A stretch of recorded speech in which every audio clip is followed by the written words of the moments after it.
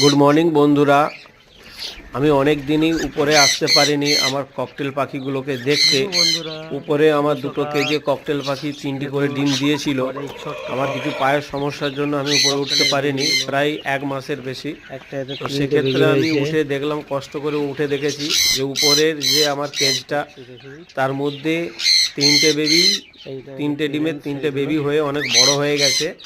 হ্যাঁ, ওর নিচের যে কেজটা তাতেও 3টে বেবি হয়ে গেছে, আমি দেখাবো।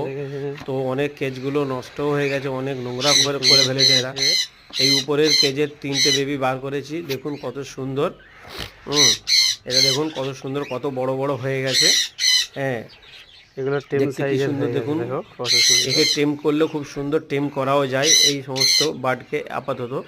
হ্যাঁ, এবার এর নিচের যে কেজটা আছে, নিচের কেজটা আমি দেখাবো আপনাদেরকে।